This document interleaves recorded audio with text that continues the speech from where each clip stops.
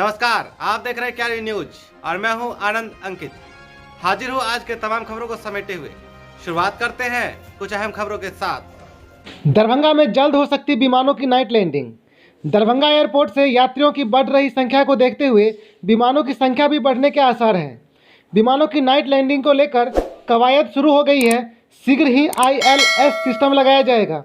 ILS system लगते ही विमानों की परिचालन रात में भी होने लगेगा। सूत्रों से पता चला है कि दरभंगा एयरपोर्ट पर इंस्ट्रूमेंटल लैंडिंग सिस्टम को लेकर भारत सरकार ध्यान दे रही है। नगर विमानन मंत्रालय की ओर से जल्द ही सुविधा बहाल करने का निर्देश दिया जा सकता है। एयरपोर्ट पर यात्रियों की संख्या में वृद्धि को देखते हुए मुख्यमंत्री नीतीश कुमार बार बार अधिकारियों के साथ समीक्षा बैठक कर रहे हैं। दरभंगा एयरपोर्ट से नवंबर 2020 से 12 अप्रैल 2021 तक लगभग 1,75,000 यात्रियों ने उड़ान भरी है। लगातार बढ़ रही संख्या को देखकर दूसरे राज्यों के लिए भी विमान सेवा शुरू करने के लिए मांग उठ रही है, जैसे दरभंगा से रांची, चेन्नई, भुवनेश्वर, अमृतसर आदि। सूत्रों से पता चला है कि इंडिगो कंपनी भी दरभंगा एयरपोर्ट से हवाई सेवा शुरू करने के लिए पूरी तैयारी कर रही है, केवल आदेश की प्रतीक्षा है। DMCH की स्वास्थ्य व्यवस्था को बेहतर करने के लिए जिलाधिकारी डॉक्टर त्यागरंजन SM ने उप विकास आयुक्त तनय सुल्तानिया, नगर आयुक्त मनीष कुमार मीणा, सहायक समाहर्ता अभिषेक पलासिया एवं स्वास्थ्य विभाग के पदाधिकारियों के साथ DMCH के सभी वार्डों का मुआयना किया तथा वहां की व्यवस्था एवं कार्यप्रणाली का बारीकी से अवलोकन किया। DMCH में बन रहे नए ICU का भी उन्होंने निरीक्षण किया और इसे हर हाल में शुक्रवार यानी 16 अप्रैल तक चालू करने का निर्देश दिया। Darbhanga medical college Shah hospital के कोरोना आइसोलेशन वार्ड में 11 अप्रैल को एक युवक की मौत मामले में जिलाधिकारी डॉक्टर त्यागरंजन SM ने इसे गंभीरता से लेते हुए DMCH की सिक्योरिटी जांच एजेंसी के भुगतान पर अगले आदेश तक रोक लगा दी है। साथ ही सिक्योरिटी जांच एजेंसी की भूमिका का जांच को लेकर जांच कमेटी गठित करने का निर्देश दिया है। आपको यह बताते हुए अत्यंत प्रसन्नता हो रही है कि दरभंगा के सबसे पुराने और अपनी गुणवत्तापूर्ण पढ़ाई के लिए विख्यात संस्थान इम्पल्स कोटा द्वारा बिहार बोर्ड के छात्रों को विशेष प्रोत्साहन देने हेतु एक स्कॉलरशिप प्रोग्राम की घोषणा की गई है। संस्थान के प्रतिनिधि सोमनाथ मिश्रा ने बताया, इस योजना के तहत मेरिटोरियस छात्र छात्राओं को 100% तक की छात्रवृत्ति प्रदान की जाती है और बच्चों को निःशुल्क रूप से IIT JEE और मेडिकल की तैयारी कराई जाती है। आप इस योजना के तहत मोहम्मद बकरतुल्लाह, मोहम्मद रहमतुल्लाह, समी कुमार राय, विष्णु कुमार सुंदरम और मोहन कुमार को इम्पल्स कोटा के कार्यालय में संस्थान के डायरेक्टर राजेश झा ने छात्रवृत्ति सर्टिफिकेट दिया और उनके चयनित क्षेत्रों के लिए उनका ज्ञानवर्धन किया।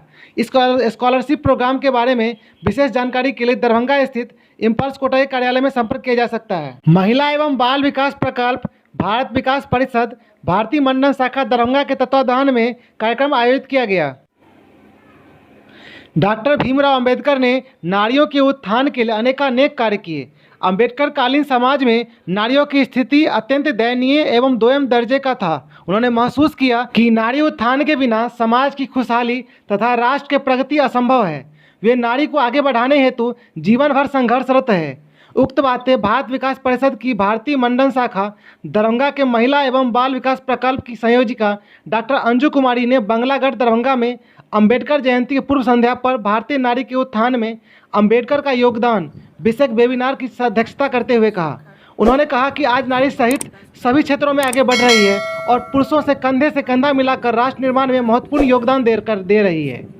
नारियों के अधिकारों की सुरक्षा हेतु अनेकानेक कानून बनाए गए हैं। हमारी संस्था महिलाओं के उत्थान हेतु अनावरत कार्य करती रहेगी। के लिए अंबेडकर ने क्या क्या योगदान दिए, इस विषय पर हम सबके बीच चर्चा हुई और यह महिला एवं बाल विकास प्रकोष्ठ के तत्वावधान में यह कार्यक्रम संपादित हो रहा है। और अंबेडकर ने महिलाओं के उत्थान के लिए बहुत सारे कार्य किए। उन तात्कालिक परिस्थितियों में उन्होंने महिलाओं की स्थिति को समझा और जब महिलाओं का दर्जा दोयम दर्जे का। आइए जानते हैं मुख्य वक्ता के रूप में भारत विकास परिषद दरभंगा के सचिव डॉक्टर RN चौरसिया ने क्या कहा। कि महिला एवं बाल विकास प्रकल्प के तत्वावधान में आज अंबेडकर जयंती की पूर्व संध्या पर भारतीय समाज के नारी उत्थान में अंबेडकर का योगदान विषयक वेबिनार का आयोजन किया गया है।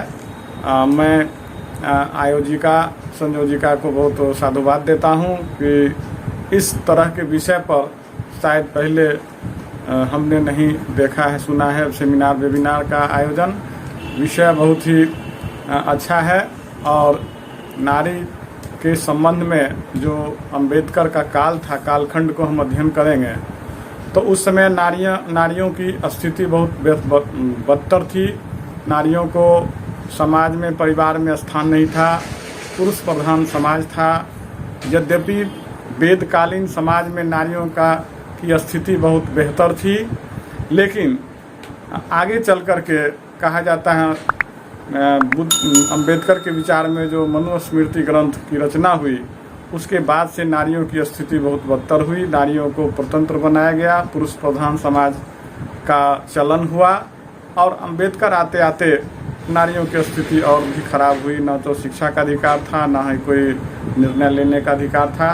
तो ऐसे समय में जब अंबेडकर दलितों के मसीहा बने, वंचितों के दबे कुचले, तो उनकी नज़र नारी पर भी गई और उन्होंने महसूस किया कि हिंदू समाज में नारियों को बहुत अधिकार सीमित किए गए हैं। इसके लिए उन्होंने बहुत सारे प्रयास किए। कानून मंत्री के रूप में उन्होंने हिंदू कोड बिल लाया। यूं तो सब लोग जानते हैं कि बिहार में शराबबंदी है, लेकिन फिर भी शराब बिक रहा है। लोग शराब पीकर मारपीट कर रहे हैं। ऐसा ही एक वाकया हुआ है अररिया जिला के रानीगंज प्रखंड अंतर्गत परिहारी पंचायत के वार्ड नंबर 15 में। क्या चीज से मारे?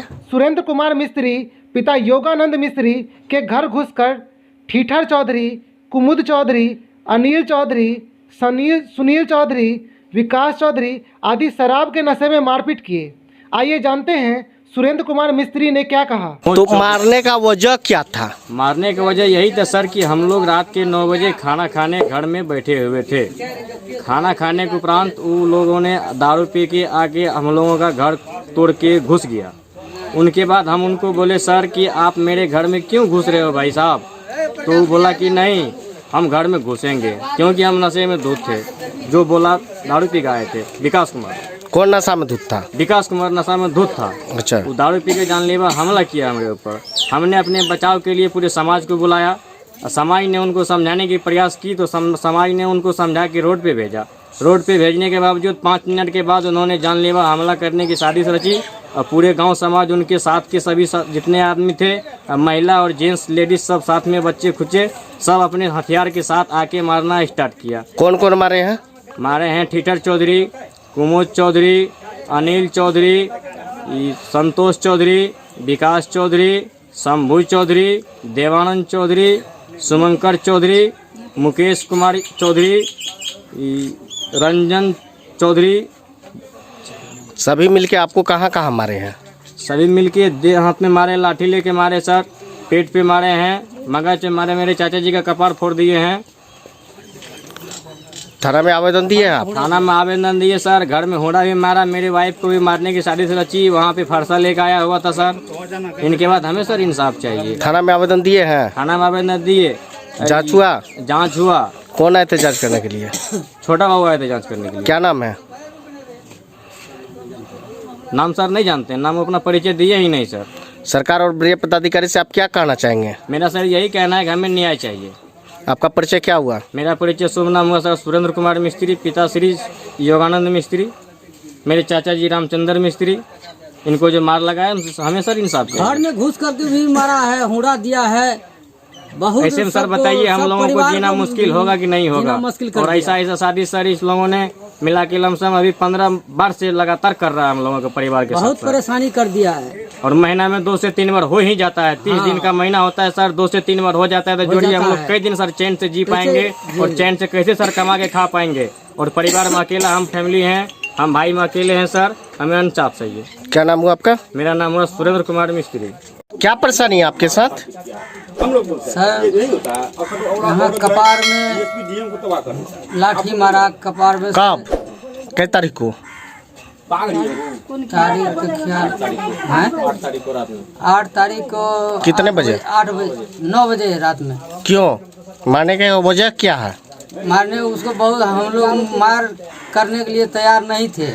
हम समझा रहे थे उसको। इसी समय वो नहीं माना, हमको बस लाठी चार्ज कर दिया। कौन मारे?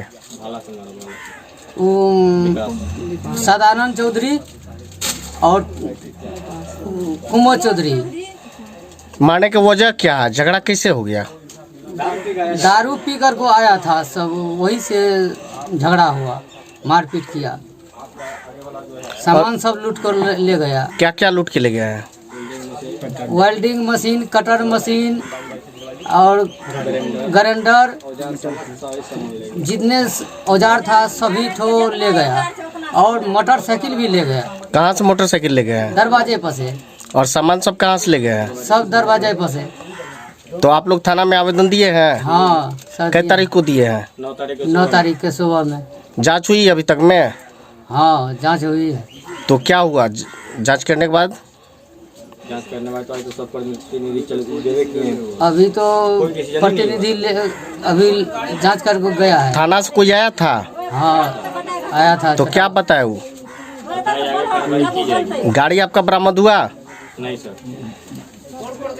गाड़ी बरामद नहीं हुआ। गाड़ी बरामद नहीं हुआ है। नहीं हुआ है। कब घटना हुआ था? 8 बजे रात में। कैसे हुआ था? मारपीट हुआ। कौन मारे थे? कुमोद चौधरी। किनको मारे थे? सरेन भाई जी को। क्यों मारे थे? शराब पी कर आया था। शराब पी करके मार रहे थे? जी। और क्या हुआ? और लोहा लकर ले गया, घर घुसा था, बैग ले गया। बाइक लेके गए? कहाँ से बाइक ले गया? द्वार पर से। दरवाजे पर से? और क्या ले गए उनका? लाठी और लेकर मारा है। और कुछ? कपार का ढा दिया। किसका? सरेन भाई जी का, चाचा चाची का। उसका क्या चीज से मारे थे? लोहा से, लाठी डंडा से। आपका परिचय क्या हुआ? मनीषा देवी। घर आपका कहाँ है? गोपालपुर। पंचायत कौन सा है? परियारी। Ward number? 15।